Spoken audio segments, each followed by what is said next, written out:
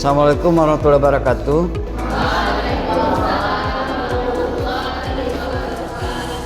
Baiklah adik-adik, sore ini kita membahas tentang pembelajaran yang berbasis proyek dengan tema merawat perdamaian Aceh.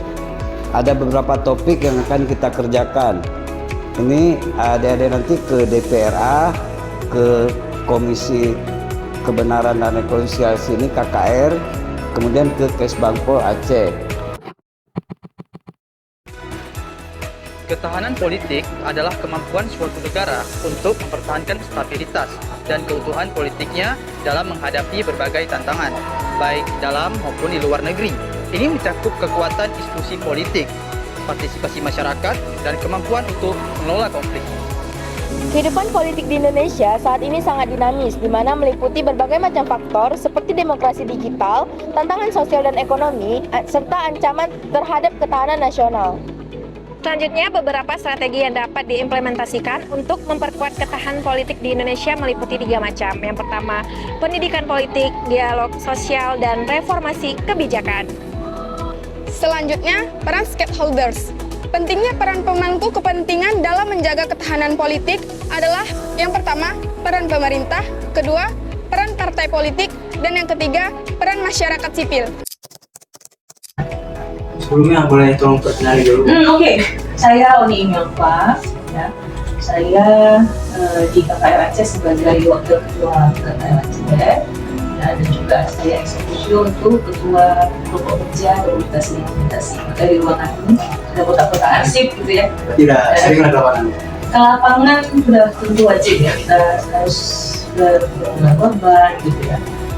Yang dan ini arsip ini mengandung, menyimpan yang tadi saya sebut pengalaman dari para korban, ya, kesedihannya, kehilangan harta bendanya, kehilangan juga anggota keluarganya, ataupun yang hari ini masih dalam kondisi mereka mengalami cacat permanennya akibat dari kekerasan yang dialami.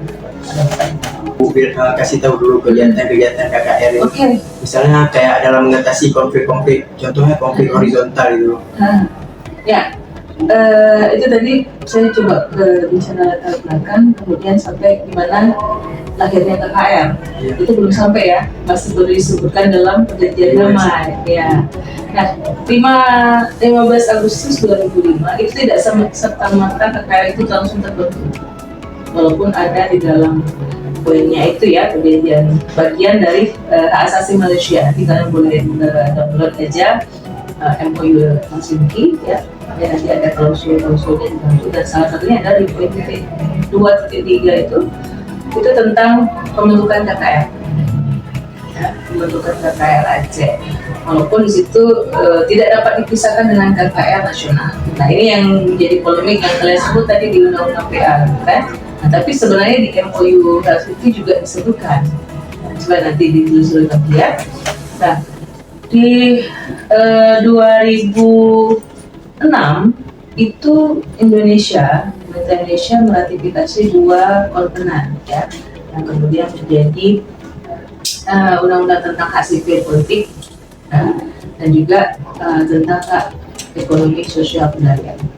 Nah, ada poin 2.2 di dalam MOU Helsinki yang harus di checklist lah untuk dilaksanakan, gitu kan, tentang pengadilan HAM khusus kasus di Aceh. Nah, itu belum terjadi sampai sekarang. Ya. Nah, karena pengadilan HAM itu dianggap mengalami kebuntuan ya, proses untuk membentukannya, maka yang poin 2.3 itu tentang KKR Aceh itu yang paling diperjuangkan oleh masyarakat sipil dan juga masyarakat korban yang ada di Aceh. Bagaimanapun itu sampai sekarang, kalau mungkin kita bertanya pada organisasi masyarakat sipil dan juga komunitas korban, apakah menurut Anda KKR penting? Nah, maka jawabannya bisa ditanya sama mereka sendiri, karena hari ini pun mereka masih menganggap KKR adalah rumah mereka. Furkan, Pak. Ya, duluan Pak. Ya. Sebelumnya maaf Pak, boleh tolong perkenalkan diri. Perkenalan? Ya Pak, nasional Bapak sebagai apa di Kesbangpol? Baik, nama saya Heru Tridanarko, SSTP MSI. Saat ini saya menjabat sebagai Kabad Kesbangpol Kota Banda Aceh. itu Ini kan kita wawancaranya terkait judul besarnya itu pertahanan politik, Pak. pertahanan politik. Paling kami bakalan nanya-nanya aja kegiatan Kesmampol, Pak, di dalam pembinaan. Kan karena kami sebelumnya kan udah wawancara itu di Kesmampol daerah. Rupanya kegiatan Kesmampol itu banyak kali di dalam pembinaan-pembinaan di bidang mau itu untuk partai ataupun untuk anak muda itu, Pak. Mungkin boleh dengar versi Bapak itu. Apa aja kegiatan Kesmampol? Kegiatan Kesmampol banyak, memang banyak karena terdiri dari 4 bidang. Yang pertama dari rutinitas di bidang wawasan kebangsaan, itu kita ada kegiatan rekrutmen paskibraka. Jadi dari kabupaten kota menyeleksi paskibraka sampai ke tingkat provinsi, sampai ke garis bawah provinsi. Terus di situ juga ada nilai-nilai kebangsaan, ideologi, karakter bangsa, di situ ada juga. Dan salah satu yang paling domain di situ memang kita sudah sebelum COVID itu ada melaksanakan namanya bela negara. Untuk anak muda.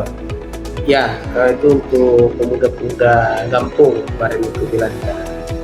Terus satu lagi ada bidang terkait dengan ketahanan sosial, budaya, dan organisasi masyarakat tahan ormas. Itu kita lebih kepada sosialisasi P4GN dan ketahanan pangan. P4GN ini penyalahgunaan peredaran narkotika dan prekursor narkotika. Terus satu lagi ormas itu keorganisasian masyarakat. Ya kita di sini kami itu sinergi dengan si ormasnya, sistem informasi organisasi kemasyarakatan dengan Kementerian Dalam Negeri. Jadi kita di sini menginput data yang ormas-ormas itu, nanti dia linknya ke Kemendagri. Terus ada satu lagi bidang politik dalam negeri. Poldagri itu terkait dengan kepemiluan, partai politik. Di situ juga ada setiap tahunnya kita menyalurkan bantuan keuangan partai politik. Dan terakhir bidang kewaspadaan nasional dan Pemko Banda Aceh melalui Kesmampol itu menyalurkan bantuan hibah terkait penyelenggaraan pilkada untuk KIP, Panwasli Kota, TNI Polri, penanganan konflik sosial. Jadi itu 4 bidang di Kesmampol dengan satu sekretariat dijabat oleh sekretaris Kesmampol. Jadi kalau ada kayak konflik horizontal, apalagi sekarang ini kan lagi musim pilkada, itu ada peran nggak Kesmampol di situ? Ya, kebetulan secara tusinya, tugas pokok dan fungsi di pemerintah daerah, masalah kepemiluan dan pilkada ini di Kesmampol. Programnya apa aja, Pak?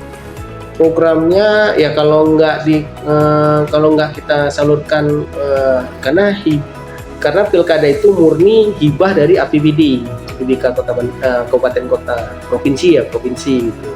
Jadi semuanya dari Kesmampol.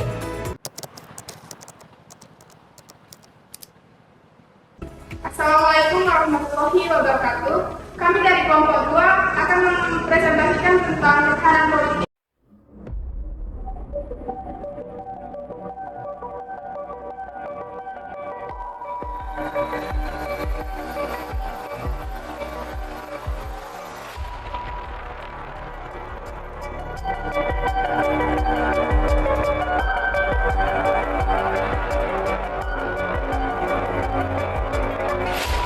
Kami sekian dan terima kasih. Wassalamualaikum warahmatullahi wabarakatuh. Jadi dapat disimpulkan ketahanan politik sangat penting untuk menjaga stabilitas dan keberlanjutan negara dengan memahami kondisi yang dinamis kehidupan politik saat ini serta menerapkan strategis yang tepat.